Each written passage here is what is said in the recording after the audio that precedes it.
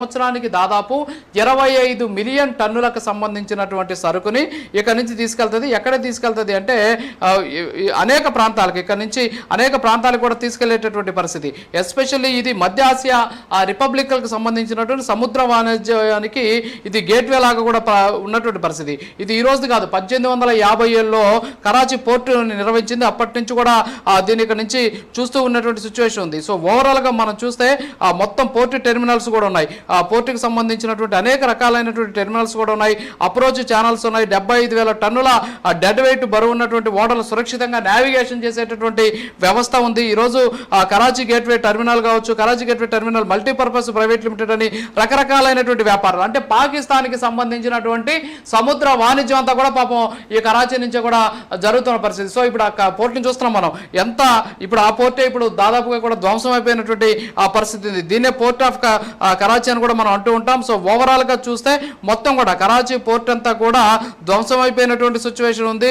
వాస్తవంగా చూస్తే ఈ కరాచీ పోర్టు ద్వారానే పాపం పాకిస్తాన్ అంతా కూడా భారీ ఎత్తున వ్యాపారాలు కూడా చేస్తూ ఉన్నటువంటి పరిస్థితి. సో విజువల్స్ లో చూస్తున్నాం, అందులో డాక్ యార్డ్ ఒక పక్క ఉంది. అంతేకాకుండా ప్రధాని షాబాజ్ షరీఫ్ పేరుతో ఒక మెడికల్ కి సంబంధించినటువంటి ఒక మెడికల్ సెంటర్ కూడా అక్కడ కనిపిస్తూ ఉంది. దీంతో పాటు కింద అంటే సముద్రానికి సంబంధించి ఇటువైపు కానీ మనం కానీ చూస్తే పూర్తి స్థాయిలో దానికి సంబంధించి ఏదైతే ఆ కరాచీకి సంబంధించినటువంటి ఆ పోర్ట్ ఏదైతే ఉందో పోర్టుకి సంబంధించినటువంటి అన్ని కూడా కనిపిస్తూ ఉన్నటువంటి పరిస్థితి. దీన్ని ఓవరాల్ గా మనం కానీ చూస్తే సముద్ర వాణిజ్యానికి ఇది ఒక గేట్వే లాగా ఇందాక నేను చెప్పినట్టు ఉన్నటువంటి పరిస్థితి. మొత్తం కూడా అంటే ఆ నౌకాశ్రయం ఏదైతే ఉందో, అంటే ఆ పోర్ట్ ఏదైతే ఉందో దాదాపు అది 20 మైళ్ళు వ్యాపించి ఉంది. ఈ 20 మైళ్ళలో నాకు తెలిసి ఇప్పటి వరకు మన వాళ్ళు 60 నుంచి 70% వరకు డెస్ట్రాయ్ చేసేసినటువంటి పరిస్థితి. మొత్తం 41 బెర్తులు ఉన్నాయి, 8 రేవులు ఉన్నాయి అందులో. సో 8 రేవులు ఉన్నటువంటి పరిస్థితి నేపథ్యంలో ఒక 3-4 రేవులు అయితే ఇప్పుడు లేచిపోయి ఉండేటటువంటి అవకాశాలు ఉన్నాయి. అంతేకాకుండా ఓవరాల్ గా అది కానీ చూస్తే మనం ఏదైతే దాని చరిత్ర కానీ చూస్తే భారీ ఎత్తున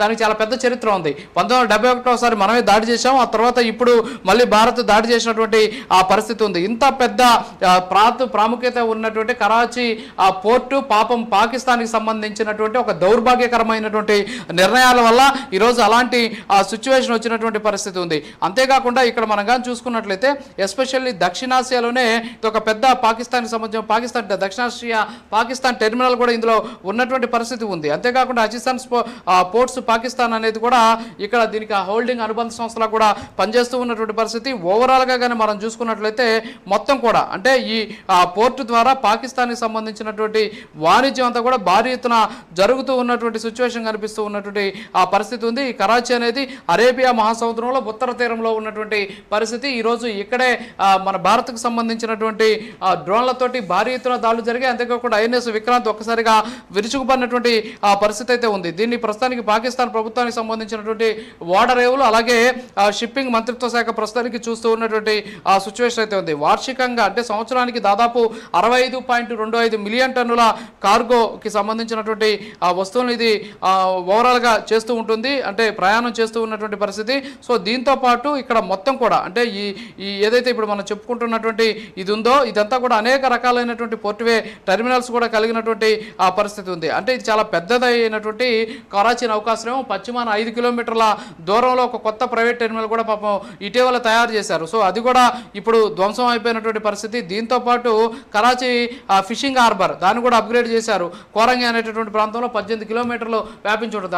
దాంట్లో మ్యాప్లో మనం కూడా చూడొచ్చు. అలాగే కరాచీ ట్రస్ట్ బోర్డుకి సంబంధించి 13.5 మీటర్ల లోతుకి ఆల్రెడీ దీన్ని తయారు చేశారు. 300 మీటర్ల పొడవు కలిగినటువంటి ఆ ఓడల్ని డాక్ చేసేందుకు ఇప్పుడు నా వీడియో ఉంది కదా, నా వీడియో కింద కనిపిస్తుంది, దాన్ని డాక్ యార్డ్ అంటాం. సో ఆ డాక్ యార్డ్ దగ్గర మొత్తం 300 మీటర్ల పొడవు ఉండేటటువంటి ఓడలను కూడా అక్కడ డాక్ చేసేటటువంటి అవకాశాలు కనిపిస్తూ ఉన్నటువంటి పరిస్థితి. సో ఓవరాల్గా చూస్తే మొత్తం కూడా అంటే అక్కడ చూస్తూ ఉన్నాం మనం, ఓవరాల్గా అదంతా కూడా ఈరోజు దాంట్లో 70% వరకు కూడా ధ్వంసమైంది అనేది ఇక్కడ మనకు తెలుస్తూ ఉన్నటువంటి పరిస్థితి. అంతేకాకుండా ప్రయాణికులకు సంబంధించిన నౌకల బెర్తింగ్ను కూడా మెరుగుపరచడానికి దాదాపు 100 సంవత్సరాల పురాతనమైనటువంటి ఒక వ్యవస్థ కూడా అక్కడ ఉన్నటువంటి పరిస్థితి. సో ఇవన్నీ కూడా ఈరోజు నాశనం అయిపోయినటువంటి పరిస్థితి ఉంది. మొత్తం 500 ఎకరాల్లో పోర్టు కార్మికుల కోసం దాదాపు 13,000 ఇళ్లతోటి 500 ఎకరాల్లో పోర్ట్ టౌన్ అనేది నిర్మిస్తూ ఉన్నటువంటి పరిస్థితి. నాకు తెలిసి బహుశా దాని మీద దాడి జరగలేదు, కేవలం అక్కడ ఉన్నటువంటి పోర్టునే లక్ష్యంగా చేసుకుని ప్రస్తుతానికి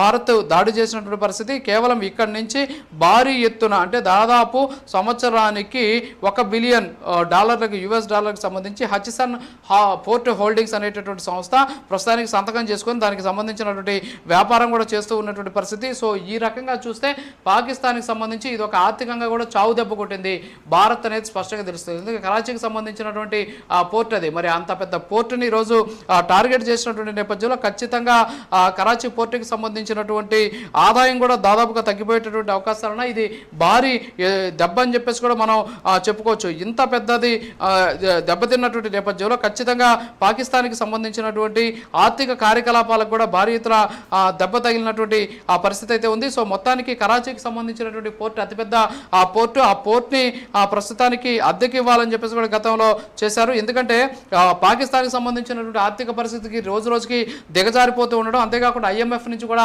సరైనటువంటి స్థాయిలో ఆర్థిక వనరులు రానటువంటి నేపథ్యంలో ఏడీ పోర్ట్ గ్రూప్ అనేటటువంటి దాంతో ఈ కరాచీ పోర్ట్ ట్రస్ట్ ఒప్పందం కూడా చేసుకున్నట్టు తెలుస్తుంది. ఈ ఒప్పందం విలువ దాదాపు $220 మిలియన్ ఉన్నట్టు తెలుస్తుంది.